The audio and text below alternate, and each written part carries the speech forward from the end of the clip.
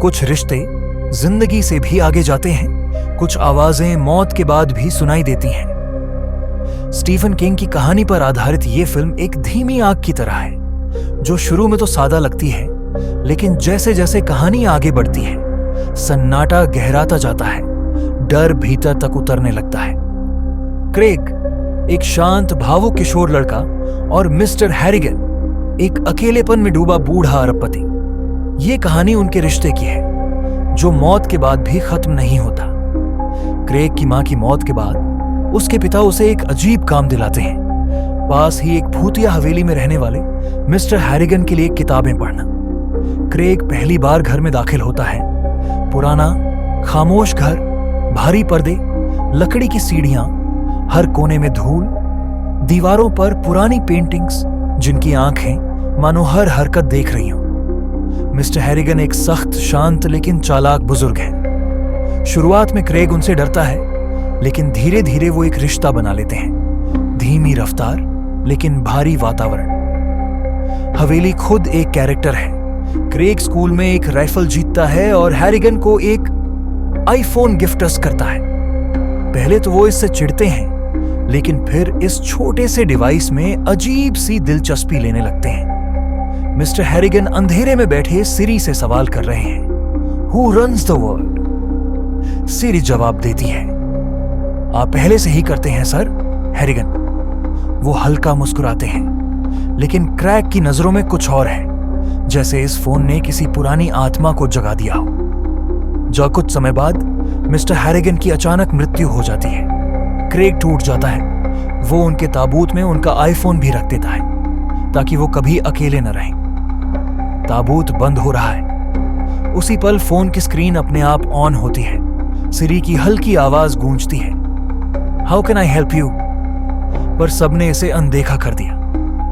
Craig भावनाओं में बहकर मिस्टर हैरिगन के नंबर पर टेक्स्ट करता है, मैं तुम्हें मिस करता हूं। सुबह उसे रिप्लाई आता है, CCCX। क्रेग सोचता है यह कोई टेक्निकल ग्लिच है, लेकिन वो भूल नहीं पाता। यह जवाब ताबूत से आया था। क्रेग का स्कूल बुली केनी उसे रोज परेशान करता है।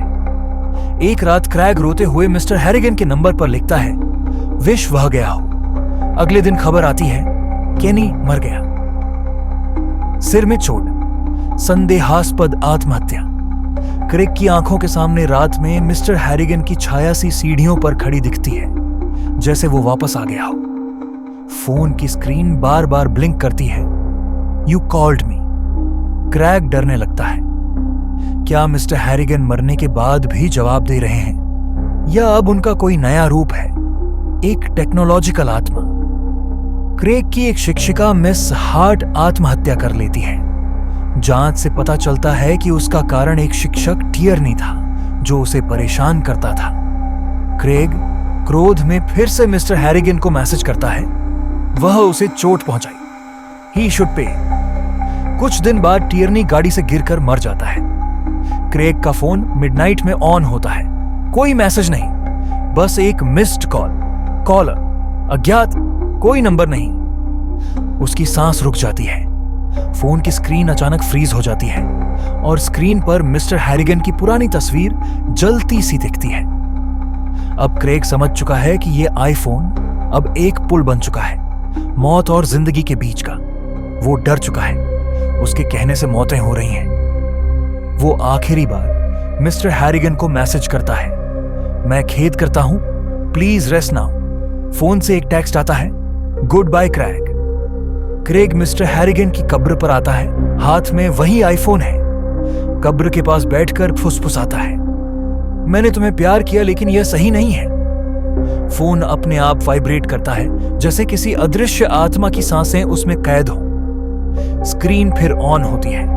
आखिरी टेक्स्ट, आप एक अच्छे लड़के हैं, let me sleep now. Craig नदी किनारे पहुंचता है। अंधेरा है, हवा तेज चल रही है, जैसे मिस्टर हैरिगन की आत्मा भी वहां मौजूद हो।